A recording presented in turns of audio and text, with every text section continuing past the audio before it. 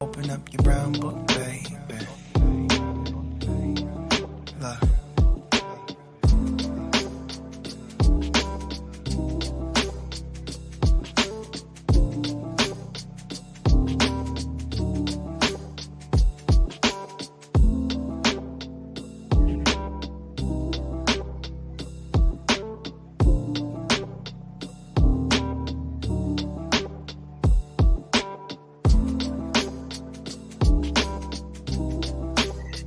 Hey, what's going on? It's your girl Shay Baby, and welcome back to another episode here at the Brown Book Series.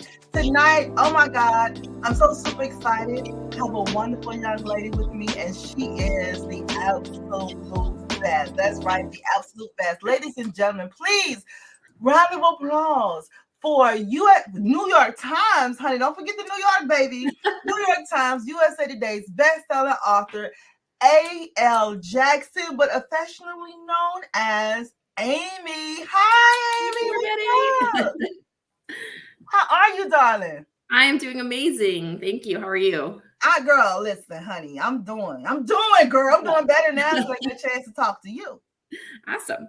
I'm ready. I'm excited. Yes, that's always exciting. Now, Amy, tell us a little bit about you outside of the literary world, because we're going to get to that later on in the show. Okay. So what is it like in the day in life of A.L. Jackson? Well, it's pretty boring around here, which is okay. Everybody I says that way. Every author says that. Yeah, because I think we're like in our little world, kind of thing. But I'm married to an amazing man. It'll be our 24th anniversary coming up in April. Which is the most incredible thing. We have 3 children. Our oldest daughter is actually my marketing manager. She and her husband run like the behind the scenes of everything. So we're super close, and it's like just like family all the time. And then I have 2 younger boys. My middle son is sells insurance and lives about 30 minutes away. We see him a couple times a week. And my youngest is still here at the house. He is getting ready to move out. So I'm going to be an empty nester in here like in 2 weeks, which is kind of breaking my heart, but I'm super excited at the same time. So we're just like family all the time over here. I absolutely love it. Absolutely love it. Now, the writing world.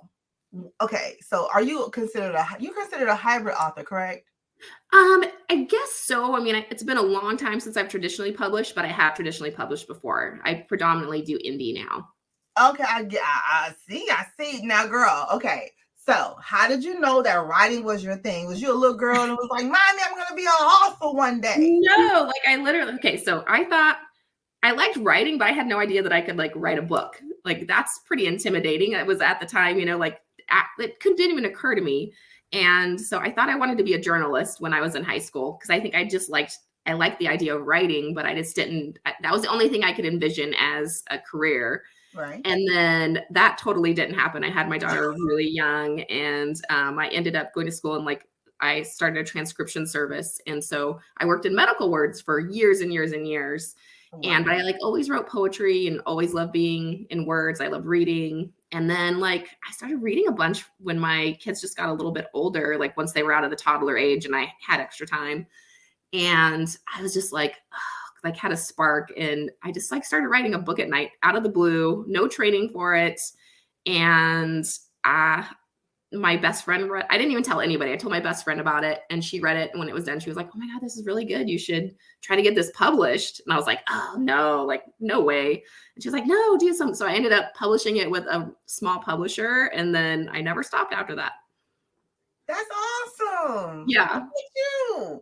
Yeah, now, so it was amazing. So how hard was it for you to get published, though, to find a publisher, or even though, because sometimes even the smaller ones, girl, they be. Yeah. At the time, so when I first published, it was the indie revolution was just starting to happen. Okay. And it was a really small publisher, and they were testing the waters of ebooks and all of that. So it was actually I knew another author who had published with them. So we just kind of she introduced me, and I sent the book over, and a couple weeks later it kind of came together. And so it was actually not that difficult at that time, because I think they were looking for new authors that were willing to kind of test I feel theirs was almost like a hybrid model, where that it was kind of indie based what they were doing, but at the same time, like they were doing the editing and all of that. So I didn't have to worry about it. So it was a good way to start. I love it. I love it. And how long does it take you to write a book? About 4 months ish. Some are harder than others. Girl, because listen, I was interviewing someone and they was like, 6 weeks they wrote a book. I was like, that's just disgusting. And it was so disgusting because the book was so damn good. I'm like, how you write this in 6 weeks? Like when it just pours out of you and it's beautiful and perfect. Like yes. yes. I was disgusted. I said, this don't make no sense. I write, and I've gotten to the point where I write a little bit faster and I write like the first draft in 6 weeks, but it is shit.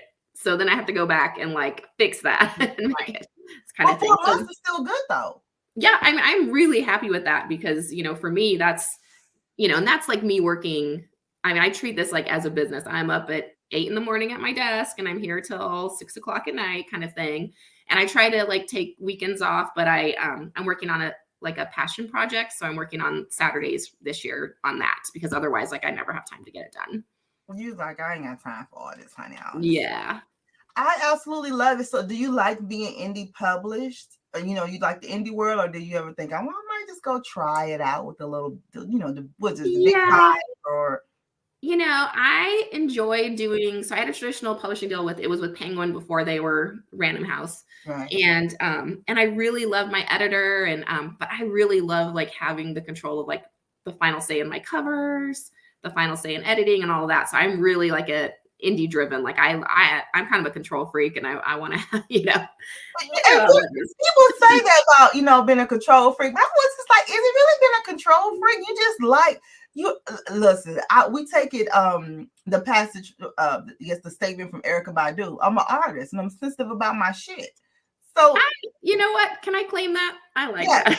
You know what I'm saying? And she's like, she's just sensitive about her shit. Yeah, so it's I know best for it and I know what my vision is. So why can I not be the one that's going to present it to the world, right? And I am open to like, I'm not so like narrow-minded that I can't like see when somebody goes, oh, this is not going to work or you're like in the wrong, but I also like know at the end of the day what's best kind of thing. So exactly. I like having that. And I also like, because my daughter works with me that, she's like the analytical mind and, all the marketing stuff. And like, we just mesh so well together. Like, I'd hate to like break that up, but we are going to try to, my passion project, I am going to try to sell that just because it's in a different genre and something I'm not really that familiar with. So just trying to, test that out a little bit. What made you decide to try another genre? I've always wanted to write a paranormal fantasy romance. And so I'm really excited about it. And it's been sitting, I started it 12 years ago and shelved it just because like, I just don't think it was the right time. And my contemporary was doing really well. And so all these years I've like had it in the back of my head, like, I want to write this. And finally my agent was like, why have you not written that book yet? And I was like, okay, this is the year I'm going to make it happen. I absolutely love it. That's what's up. Now, when you're not writing, what do you do? I, go to dinner, cocktails. I love, to like go out on a Friday night and either, go to a bar somewhere and hang out and chat with friends or go to the movies with my husband, pretty mellow stuff. Just like total relaxed time. And I love just like getting out of the house a little bit is kind of my goal though, just because I am here in this office all the time. So that's like my break. And then just family time, I just, I love hanging out with my kids and seeing what they're doing. And my son works during the week. So I'm able to like get together on the weekends with him and catch up and see what's going on in his life. And that's basically it. I kind of pretty boring over here. Just typical mom stuff. You just living your best life, having fun, ain't stressed about nothing. Everything is kind of cool. Yeah. I mean, that's kind of the way I like it. I had 2 crazy dogs that are running around the house. They keep me entertained too. So. And my mom lives here with us as well. So that is really awesome. I love it. That's what's up. Yeah, it's always awesome when the parents, when they're still here on earth is one thing, but when they're with you too, and everything is just good. So that is awesome. It is. It's like such a huge blessing. I know like having her here is the best thing. And she's young. Like she's out there like, working in the yard right now. So. Yeah. And that's even better when they can help. Yeah. She's like, what do you need help with today? And I'm like, here we go. I absolutely love it. Absolutely love it. Now, Amy is bringing us to the first segment here at the Brown Book Series called Name That Book, where we take, we take a synopsis, a character, or something pertaining to one of your books, and you have to name that book. I'm getting to the test right now. Yes. You want to pass it and put my glasses on because everyone that knows me know I cannot see. Ugh. All right, now you do have a couple of series. So if we give you a character name, we mean the book that they are the star of or the main character of. Okay. All right. Here we go, girl. All right, I'm gonna read to you, and you just name that book. I just got nervous. Like, don't get nervous, Amy. Don't get nervous. It's gonna be okay. Here we go. All right, name that book. When the family William left behind is struck by tragedy, he is called back to the one place he's sworn to never return again, in a moment that will change his life forever. Name that book. That is When We Collide. When We Collide. Yeah, I made it. Now, before we go into the next ones, tell us a little bit about When We Collide. So When We Collide, I wrote a long time ago, probably, I guess, 11 years ago. And it is the most of my books that is like, has like a little bit of a paranormal element to it. It's not really paranormal, but like there's some things in there that I really wanted to explore. But it's probably the book that I'm most proud of having written. It's about familial abuse and like this William that meets this girl that she's been like heard. There's all these rumors about this girl's family, and she comes to help his family like cleaning just to make some extra money when they're young. And so like their relationship grows through the time as he gets to know her, and just like him getting to understand what she's gone through, and then them getting drawn apart, but then him coming back to her years later. And in like a time of trauma for her. So it was just like one of those books that felt, I don't know. I'm just so proud of it. Yeah, you got a couple of tear jerkers in your repertoire. Yes, I used to do that. Yeah, a lot of I feel my books. When I read a book, I want to be touched by it and changed. And I kind of hope that a reader also gets the same experience when they read one of mine. Girl, let me tell you, they get the experience. If they don't get the experience, but no, before we get inside the experience, your damn book covers are, honey, them fine men on the books. I was like, what the hell, Amy? How she find these men? I don't even know. Like, I'm just like, oh my gosh, like amazing. Yeah. I think it was, is it the Breed series with the when they tatted up? I know Redemption Hill there, girl, honey. Yeah.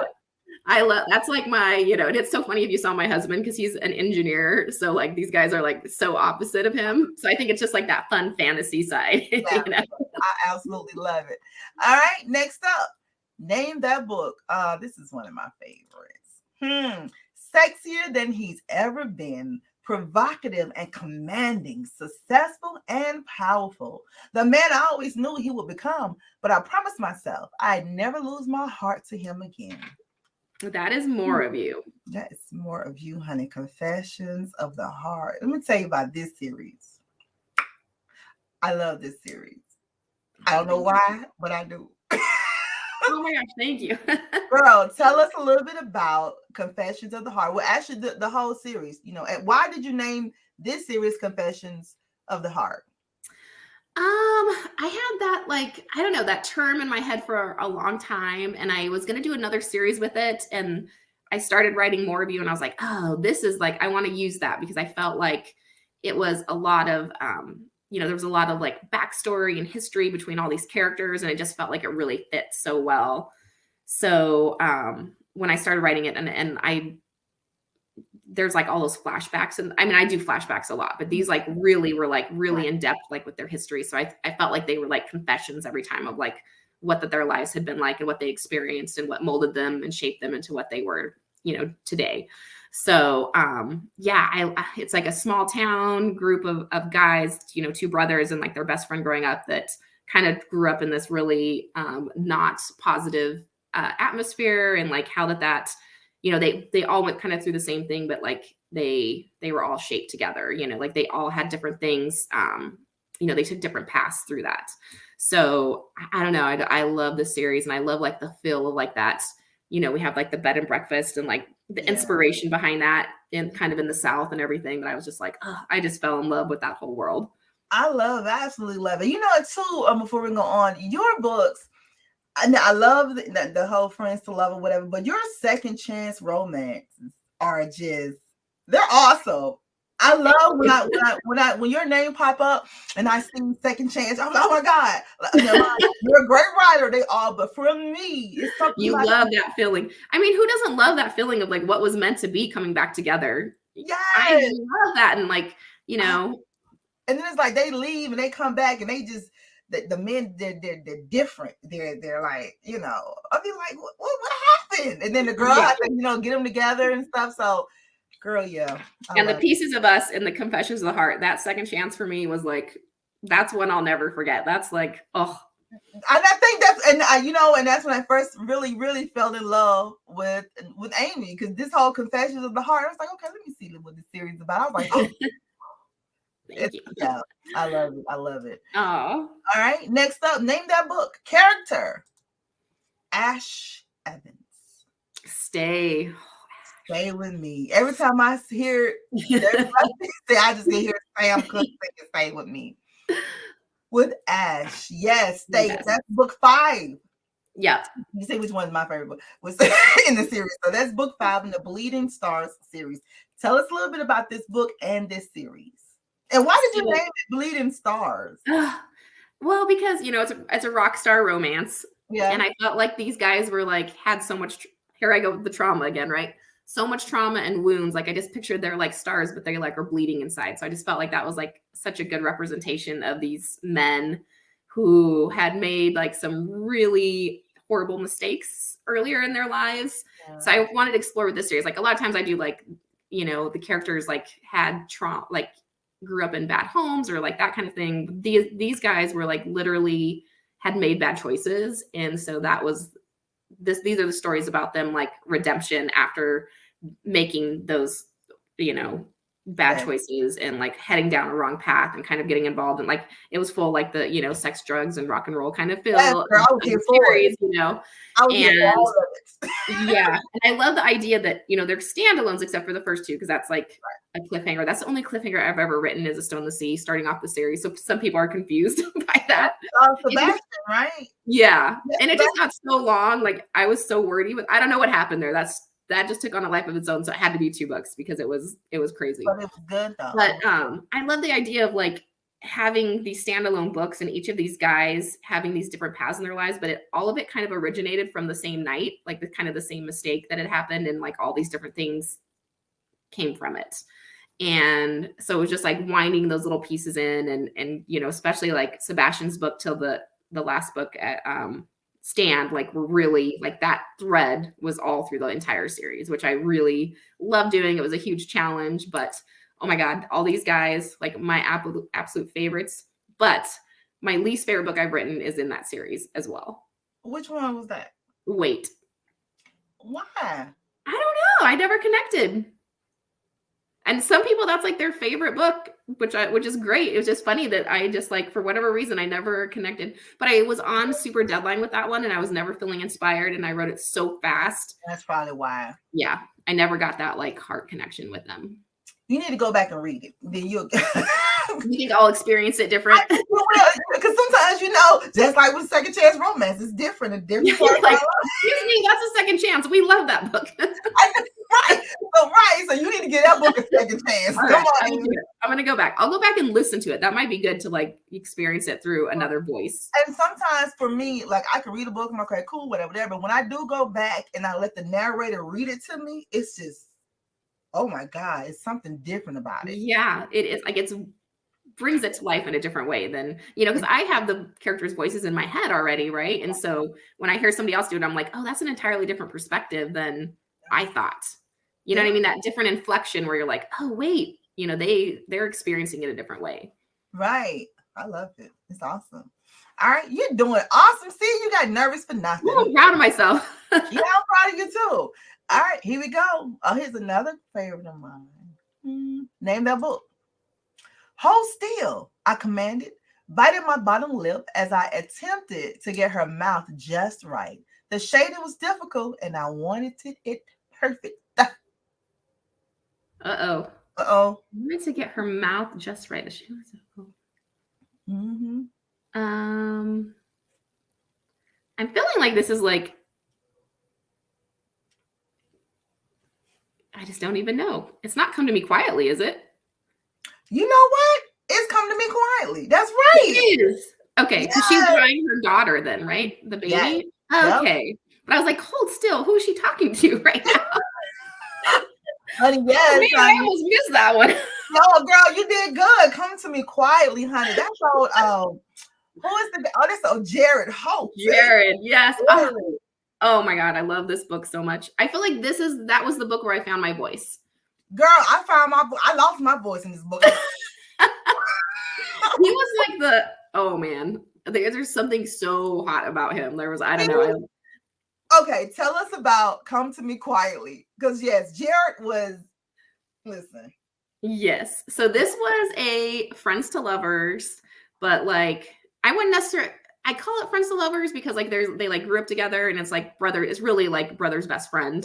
Yeah. But she was like obsessed with him growing up all through, their childhood, and a tragedy strikes when he's 16 and really throws him off the deep end, like in a bad way. This is probably one of the most graphic books I've written as far as like drug use and like attempted suicide, like that kind of thing.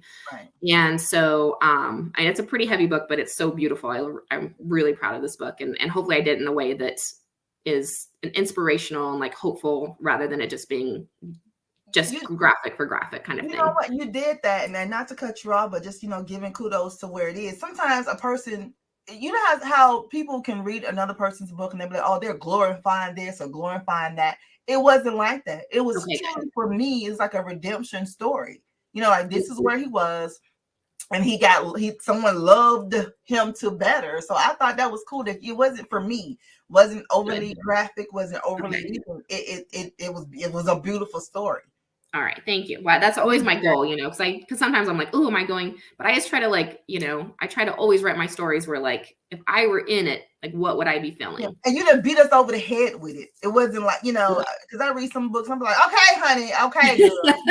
We got enough here. We got the idea.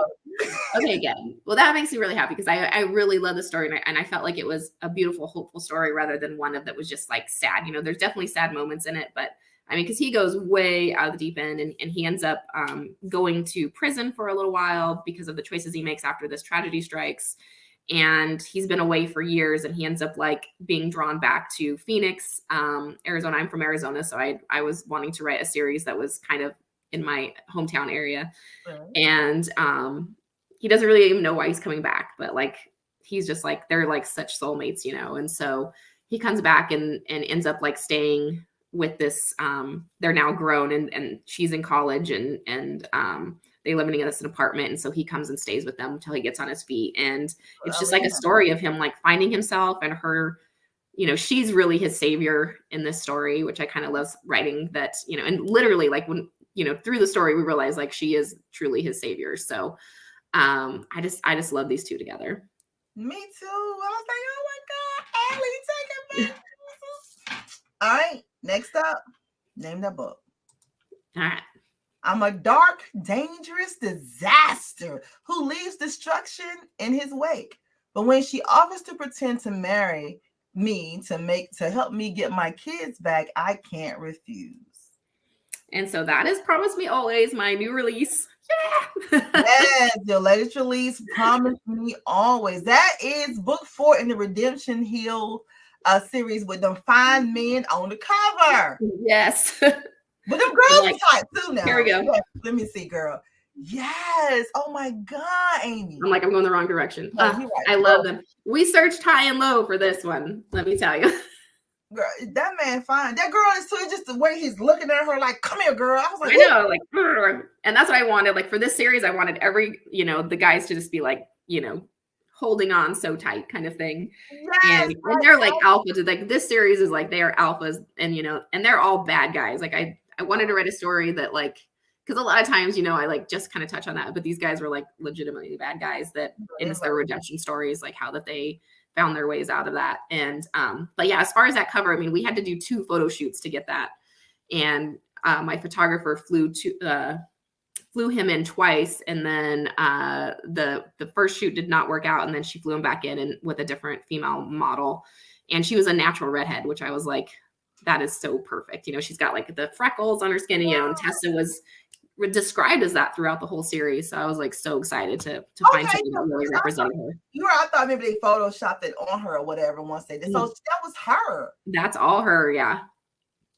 In fact, I think like her Instagram or TikTok handle something like Riot of Red or something like that. I have to go look it up, but yeah, she's fully redhead.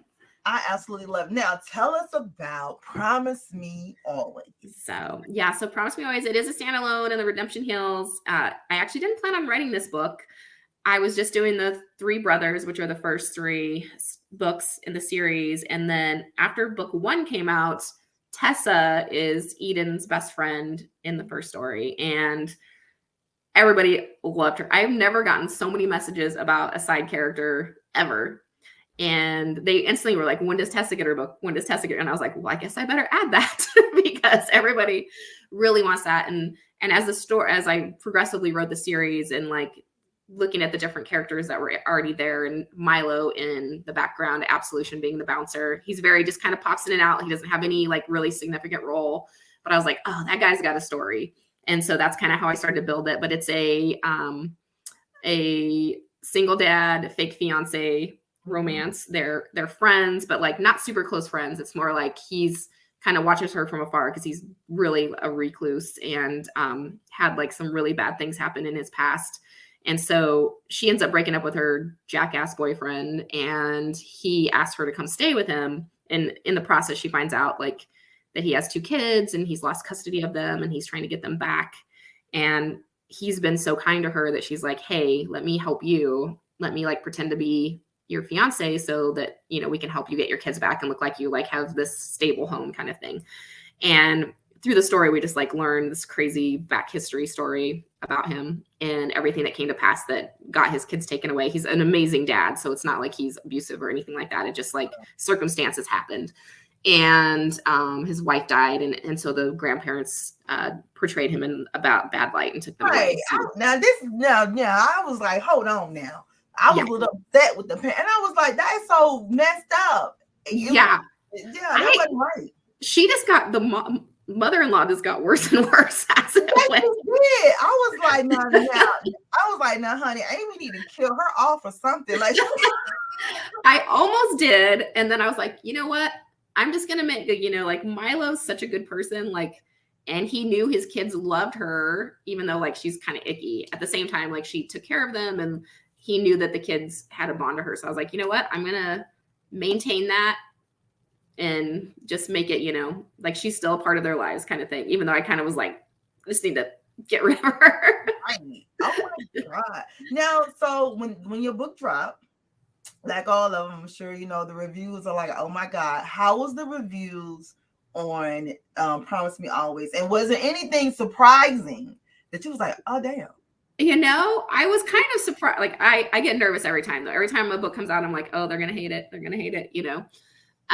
But the reviews were incredible and amazing. And I was so surprised by how many people said that this was their favorite of the series, just because I am so attached to Give Me a Reason. I love this book. I'm so proud of it. But Trent is my man. So Trent, yeah. I think in all your series, let's see, Trent is my man. Of course, Jared is my man. Yeah. But interestingly, they're kind of similar. You know right? Who I like though too? What's the doctor? Is it Cal? Oh, Cal, yeah. Cal. I like him. Yeah, I do too. Yeah. I love that. You know, Evan is probably my favorite thing I've ever written. Both in childhood and as he's an adult. Yes, I wrote the next generation with him. So yeah. Oh my God, I love it. I absolutely love it. So this book is out now, ladies and gentlemen. Please, well, actually go get everything that has Amy's name on it. A.L. Jackson. Get everything that has a name on it. But this is the latest release. It's out now. Promise Me Always is book 4 in the Redemption Hills series. Get the whole series though.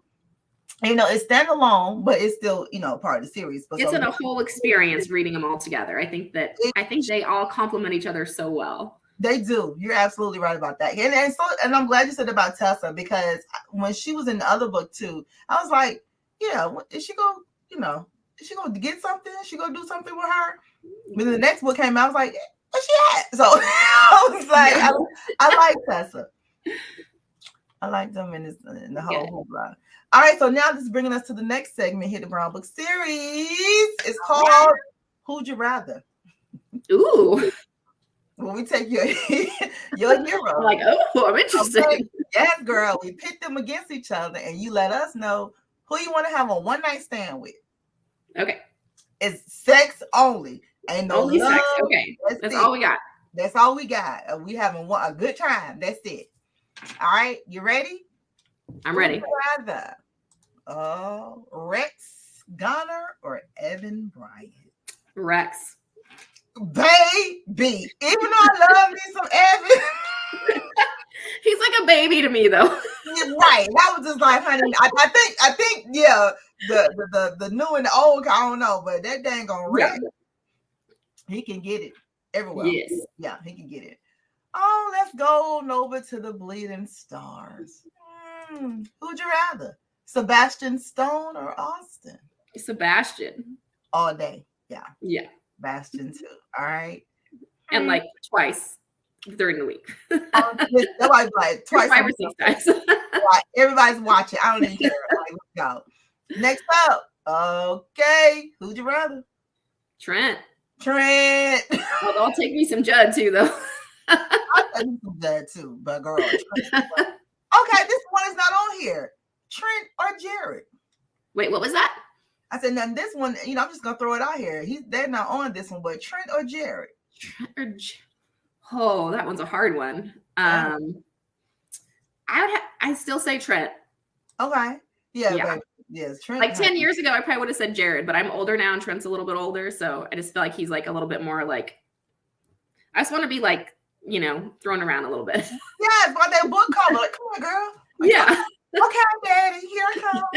Right. Literally, here I come. You got like neck grab in there. Yes, I love it, girl. Yeah, I'm with it. Amy, author's moments. What's your most urgent priority for the rest of the year, both in the literary world and in your personal life? And in my personal life. Okay, so personal life, I would say helping my youngest get moved out and settled and all of that kind of stuff. Yeah. He's moving in with his big brother, but like still I'm like mama hen, like, you're going to be okay. And so that's going to be interesting and fun and exciting, but sad. I'll be like, I'm sure like crying for like 5 days straight in bed all day once he's out of here. It's just the house is going to be lonely, like that feeling of emptiness kind of thing. So I know that's coming, but I'm excited at the same time. I love to like enjoy my kids at every stage of their lives. So I'm excited for them. That's what's up. And then, so for author mode, my biggest priority is probably staying on this new schedule I have for myself. I'm a book ahead writing, so that takes a lot of pressure off me. So making sure that I'm like meeting my deadlines so I can continue to maintain that. It keeps like, it just makes life so much simpler. So it sounds like really vague, but it's like something I look at every day. Like, am I on track? So just like keeping myself moving. Sure, being on schedule, that takes hard work, girl.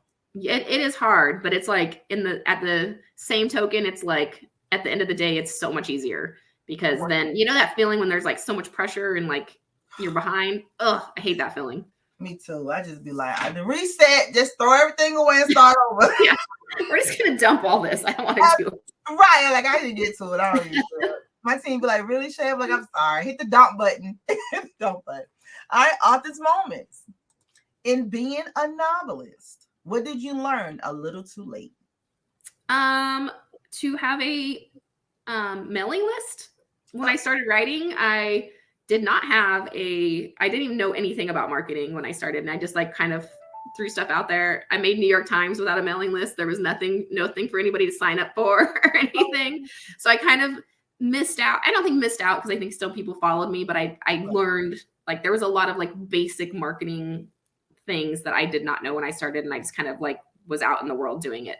And so learning a little bit along the way, but that was probably the biggest like mistake I made in my career. But hey, you make up for it. You're already good. Yeah, it's all good now. So yeah, it's all good now. All right, I love it. Author's moments. If you could have tea with the one fictional character of yours, who would it be and why? With mine,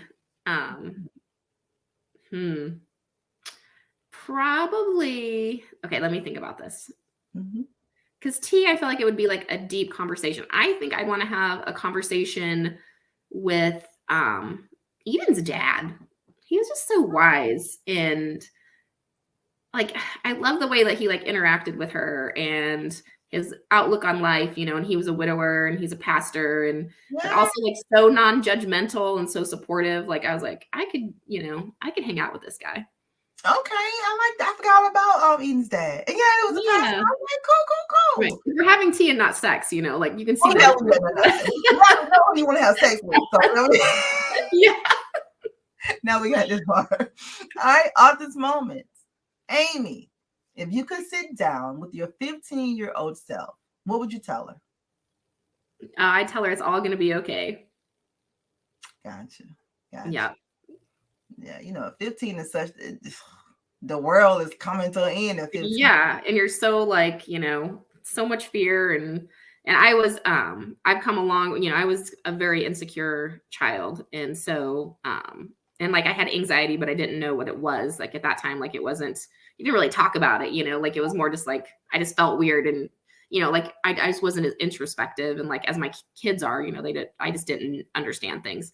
And so, yeah, I definitely knowing that now, like that it's all good. You're going to be fine. You're going to grow and you're going to have an amazing life. That would be the thing to tell her. I love it. Absolutely love it. Okay, so we already know that AL is not it's an initial. But if you could go back, what would your pen name be? Probably Amy Jackson. Okay. Yeah. Okay. Yep. Which I'd be totally great with that. Like, and I think I might actually write under that for another pen name. So okay. So like it's familiar, and I just wish people knew my name. I get a lot of like, I get so many emails that are like, "Dear Mr. Al Jackson." I'm like, oh no. I am not a country singer, you know, like right. That is hilarious. Yeah. Okay. So Amy Jackson would be hot though. I like that. Yeah. And then like if I wrote like paranormal or fantasy and then like something like, you know, something Aurora, something, you know, I like the mystical kind of fun names. I can see that too. Yeah. I like that. Okay. Girl. I love it. Let's see here. Author's moments. What's something you tried really hard to like but just couldn't? Something I tried really hard to like. I think social media. Like that's something that's like so difficult for me, you know, like thinking about what to post and like being on it and like super, you know, charismatic all the time and that kind of thing, you know, like that pressure of, and so I tried really hard for a long time. And then I was like, you know what, I'm just going to be myself and genuine and post whatever's going on in my life and like what's happening in my books. And so I think that was like a huge relief when I was like, yeah, I'm just not that's not me. Just be your authentic self. Social media is, girl, they be getting on me. They be like, Shay, we understand, you know, we have our own little social media people, but they're like, you're the host of the show, so you need to pop in every now and then and do a live and all that. I could be having an amazing time with authors and with everything, and don't even think about going live. I'd be like, oh. Right. Yes, and it's like it's not my first instinct. I'm such an in the moment person. So like, you know, when people are like taking so many pictures, these gorgeous pictures, I'm like, I haven't even like got my phone out, you know, so it's just not, you know, and that's one of the things I hate. Like even with my family, I don't take pictures when we're all together because we're just like enjoying each other. I don't think to like, okay, everybody, you know, so that's difficult for me. And it is hard. And one of those comparison things where I'm like, I can't do that. But then I had to realize like, you just can't do that. it was just crazy.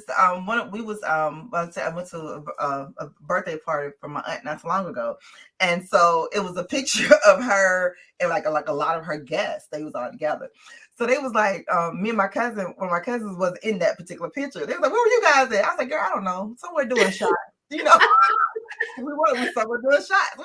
Right. You're just like in the moment, missed out a whole bunch of stuff, but I'm trying to enjoy it, and like, and my family does not like taking pictures either. So like, it's one of those things that like, it ruins the mood if I'm like, let's take a picture. And everybody's like, kind of thing. Say like the random, just like, now yeah. I do a random or something like that. Totally. But then we're all like, crazy faced. Yeah, all selfies, right? I am no photographer, that is for sure.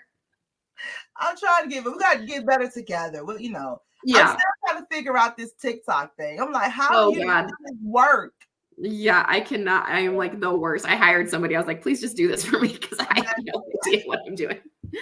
I'd be like, and my team like, Shay, don't even try. I'm like, I'm gonna I said I'm going to. So I told them, I said my New Year's resolution is I'm going to try. They was like, you only did 2 lives this whole year. I'm like, well, the year just started. You're like, it's Tuesday. So have you done it? Have you done any TikToks since the beginning of the year? The TikTok, no. I just did the Instagram reel thing. Okay. Right?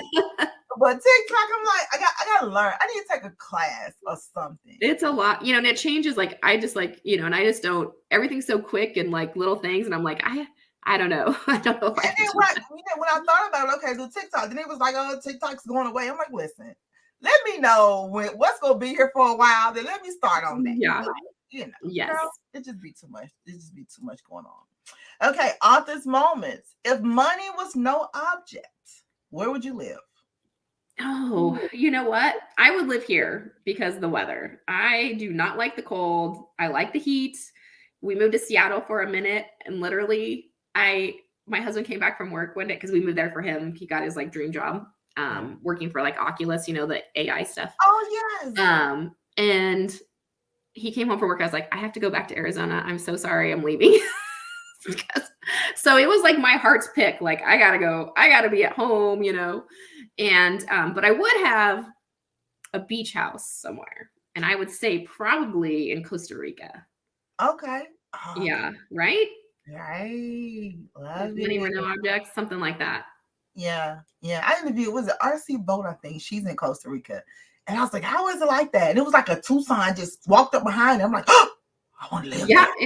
We went for vacation one time, and there were like every morning, like monkeys like out on the patio, just like chilling, and snakes everywhere. I mean, it was like so jungly and gorgeous, and like just so much wildlife. And I'm like all about, animals and stuff. And it was beautiful. The water was gorgeous. The people were so nice. And it was it's a very cool place. That's what she said. And a couple of my friends with their division, they was like, yo, the people, it's just that the people are so nice. They said the people are so nice there in Anguilla. Oh, really? Yeah. I haven't visited there before. I never visited Anguilla either, but it was like, that all my friends who travels a lot, they're like, yo, yeah, Costa Rica and Anguilla. She's like, it's almost similar. Like the people. Really? I gotta write that down. Girl, yeah. I was like, honey, I'm gonna move to Anguilla, girl. It's like put it on my dream board, right? right. It's beautiful, and the people are beautiful. I like Seattle though. It was the weather, and we moved there. We got there on New Year's Eve at like 8 p.m. and it was so freaking cold and just like drizzly rain. And I think I just missed my mom. My mom did not live with us at the time. And you can what a like mama's girl I am, right? So, but yeah, it just wasn't home to me. Like I love visiting there. Like it's an amazing, and my husband still actually, the crazy thing is like COVID hit a couple months later. So he had gotten a condo there and was just like flying here on the weekends because bless his heart, he's like the most amazing guy. And he's like, okay, go home and we'll figure it out. And then COVID hit and so he got sent to work at home. So he came here. And so for 2 years he was working remotely. And then they were like, you can just stay remote and then fly here once a month for a week. And that's a blessing. Yeah. So like he still has his amazing job and loves it. And he's and it gives like a little, it's nice to like get out of the house too, so like he's able to go up there for a little bit. I get a ton done while he's gone. And so it's just like the most And then when perfect. you want to go and visit, you can just, jump on and go to. Yeah. I mean, it's super, I have a signing there in April. So he's going to go work and I'm going to do the signing and we're going to stay at a cool hotel while we're there. And so we just make it like super fun. I love that. That's how I love when a plan comes together, It did. And in the moment it was like, this is like a bad situation, but it couldn't have ended up better. So it was like, when it was like, God knows what he's doing, like I was just like, I love it. I absolutely love it. And speaking of husband, it wouldn't be a romance show if we didn't ask. Like, what's the craziest things that you've done together? My husband and I? Yeah. Okay, I'm married to an engineer, so he is like the least romantic man on the face of the planet. So my books are like fantasy for me, right? Like, I mean, he fully takes good care of me, like nothing like that. Right. But it's never like too crazy. It's always like, like it would literally, I can't think of one thing that's ever been crazy.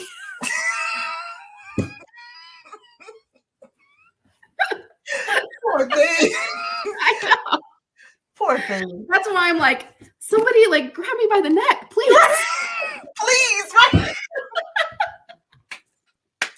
I love it. Hey, I love it. Listen, I'm with you all the way on that one there.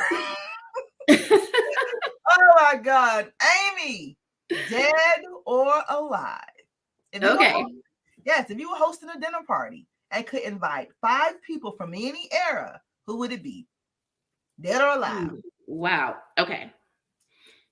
Oh man, this is like hard. Hosting a dinner party. There's so many beautiful people in the world. You'd be like, oh my God. And I mean, like that passed on that you'd be like, ah. Yeah, like I don't even okay. So like I'm gonna think book world then. So my one person that's alive that I would love to meet and like eat with and like is like kind of my crush, my author crush is Nora Roberts. Okay. She just has like such an interesting perspective. I love the way she handles like her reader group. She's so prolific and like how is she still writing so many gazillion books and like right. Amy Harmon is my favorite author. I've met her and she's kind of a friend. But like I would love just to have time with her to like talk because I don't know if you've ever read her before, but she writes like such inspirational, beautiful, gorgeous stories. Really? Yes, like she is my favorite. It's not, there's love stories in there. I would not call it romance. So The Law of Moses is my favorite book in the world. Amy Harmon? Yeah. Okay. And she writes, Law of Moses, it's, she writes diverse characters. Like that's an interracial kind of romance. But I wouldn't call it a romance. Like there's a love story, but it's spiritual and it's about death and it's about, it is like so good. I love it so much. Okay. So I'm always like just blowing her, like poor girl probably is like, oh, A.L. Jackson. Like she's probably like, she's obsessed with me. I'm terrified. Okay. So Amy Harmon. Okay. Let me think like, let me look at my favorite stacks, Right. This is the hardest question for me because it's like a million people outside of the book world, Okay, so like actor, actress, you could be your mom. Yeah, I'm trying to think of like people that like change the world. Like I'm thinking like, Stuff that you really want to know. Like I asked somebody this one time, they was like, "Girl, I want to talk to Marilyn Monroe. I got questions." I was like, "Okay, girl." Yeah, like stuff like that. Okay, I'm trying to think of like 2 impactful then. Okay. So, whoever you want to have dinner with, it's your party, girl. All right, my dinner, man, girl, you put me on the spot on this one. Well, you obviously. Well, I'm gonna be there. We're gonna be there with the cameras filming. Okay, good. All right, so let's then say, I'm like thinking like it'd be like not famous people because I'd love to like my grandfather was like half Choctaw Indian. So like I'd love to like have met his mom. And so like sit with her and like what was that like in 1899 being married to like the white cop guy at in their like little town. You know what I mean? Like those are the things I'm really interested in, like really historical, like, but that like really affected my life. And what did that look like? Girl, your grandfather's table, your grandfather's mom, well, it would be your great grandmother. Mm-hmm. At the table with Nora Roberts, she's gonna get all the tea. Like she's gonna ask everything. Totally, right? Like that would be totally. So like how brilliant and beautiful would that be? So like that, I would love like John F. Kennedy, right? Like that would be so interesting. You know, Martin Luther King, like even like what about like Shakespeare? Yes. Yeah, because like, getting that guy's in. Why did you talk like that for real? What was you thinking? Yeah. Like, you know, I don't know why, but to me, Shakespeare's a mystery. I feel like there's so much about him that we don't know. And I feel like I don't know. I feel like it's something we're missing about Shakespeare. Yeah, there's like, it's really odd. Like he's just like a, you know, I don't know. And I've been watching like a lot of like, you know, I'm watching Vikings right now for the first time. And like that era is so interesting to me. And like, I'm like, oh, I want to go back and like really like research like the actual people in that time and like what were they like? And like, so those are the type of people that I would love to like, what would your life be? You know what I mean? Like that's what I'm interested in. Like life was so different during those times. And like, what does that look like? I'm with it. I'm totally with that. I'll listen, girl. Cause you're right. Cause I just be like, man, just so much, so many. It's just a lot. It's a lot. Yeah. Your table is awesome. It's like it's like a mesh of weirdness, right? It's a party. Sorry, I got really like nervous on that one. I was like, I don't know. There's too many people and I like can't leave anybody out. No, girl, it's your party. And then I tell people, hey, we can have a party every day. It'd be different 5 people every day. So it's all good. All right. That's a good plan. And then I'll like think about it because I'm like, oh, what about this person? What right. Lord, this is awesome. Amy, we're at the end of our interview. We have one question left. All right. So before we ask our last question, tell everybody all things A.L. Jackson, where they can go to get your books, your social media handles, your website, and all things you. All right. So you can go to my website. It's aljacksonauthor.com. That has so much information and like all the other connections for like, you know, Twitter, Instagram. Like I say that first, Twitter. I don't know how that came out of my mouth. TikTok. Sorry. Sometimes. But everything's there. You can like learn all the information. One of my favorite places is my reader group on Facebook. It's the A.L. Jackson Reader Hangout. It's kind of like a more intimate setting where, you know, I'm in there chatting every day, posting different things, and people are posting about my books and having conversations about them and all of that. So that's one of my favorite places on social media to meet. Okay, cool. We absolutely love that. Absolutely love it. And then we'll have all her social media handles and websites and all the good stuff in the description box below. Amy, last question. All right. Thought provoking, okay? Oh no. Not really. If you were writing a book about your life, what would the title be? Living with Love. Oh, that's nice. That's my goal for my life. So living with love. I absolutely love it. Absolutely love it. Ladies and gentlemen, Brown Book Series, please give a round of applause to a new friend of the show, New York Times USA Today's best-selling author, A.L. Jackson. Thank you so much for having me. This was so much fun. Thank you so much for being here. This was fun. Like you, girl, honey, you're my kind of girl. I absolutely love it. We hopefully will hang out soon. We definitely have to hang out soon for real. All right, Brown Book Series, y'all know how we do. It's Wednesday night. If you missed the show tonight, it's okay. The replay will take place immediately after that. So you can call your friends and be like, yo, girl, you missed A.L. Jackson, honey. But honey, listen, hit this replay button. And then, you know, it's all good. And make sure you go check out her new novel. Check out all her novels. Just go to her site. Everything that has A.L. Jackson on it, just get it. And then in the future, be mindful. Anything that you see that says Amy Jackson, honey, she's going to be dropping something real soon. Get that as well.